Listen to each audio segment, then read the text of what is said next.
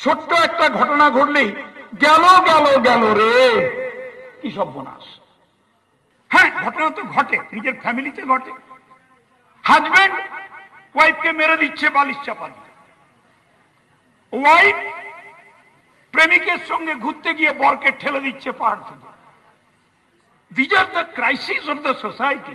ওটাকে একটা কুকুর বলবো না ছাগল বলবো জানি না, এবার বাড়ির প্রভু যদি অ্যালসিসিয়ানকে বলে এই কামড়া, সে বাড়ির অ্যালসিসিয়ানকে কামড়াতে চলে যায়। এখানে পিছন থেকে বলছে যে তোকে কেস থেকে বাঁচিয়েছি, এবার তোকে ছাত্রা হত্যা থেকে বাঁচিয়েছি, আরেক ছাত্রী পরে হামলা হয়েছে তার জন্য তুই এবার আমাদেরকে রক্ষা কর।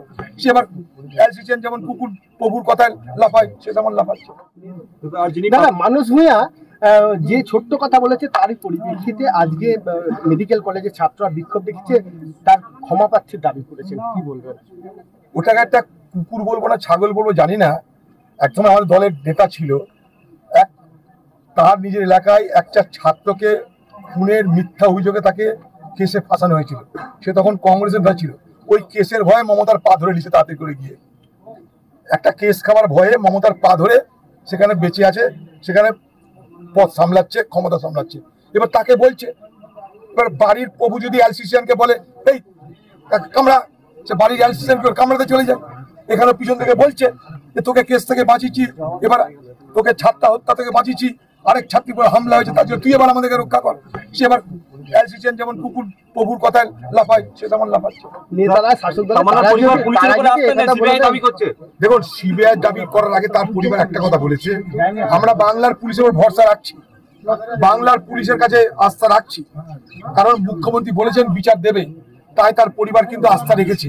যদি সেই আস্থা তাদের তাদের ব্যর্থ হয়, তারা যদি সত্যিকারের বিচার না পান, তখন তার অন্য কিছু ভাববেন। তামান্নার মা আজও পর্যন্ত একটু আগেই বলেছে যে এখনো পর্যন্ত পশ্চিমবঙ্গের পুলিশের উপর তার আস্থা আছে, যদি না পাই তখন অন্য কিছু ব্যবস্থা নেবে। তার জন্য সে কি বলছে, আমি অনশন করব, অবস্থান করব, আমি আন্দোলন করব।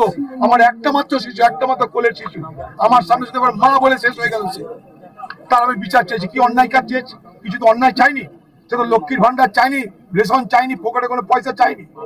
সে চেয়েছে তার মৃত্যুর, তার সন্তানের মৃত্যুর বিচার চেয়েছে। এটা যে কোনো মা তার সন্তানের মৃত্যুর বিচার চাইবে, সেইটাই চেয়েছে সে, এবং সে পুলিশের উপর আস্থা রেখেছে।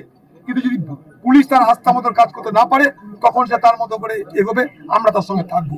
এটুকু আমাদের একটাই প্রশ্ন, শেষ প্রশ্ন, সেটা হচ্ছে বিভিন্ন দুটি ল কলেজে রাজ্য সরকার প্রাক্তনীদের ঢোকা নিষেধ করেছে, এবং দেখুন ওগুলো কোনো ফালতু কথা, ওগুলো অন্য জায়গায়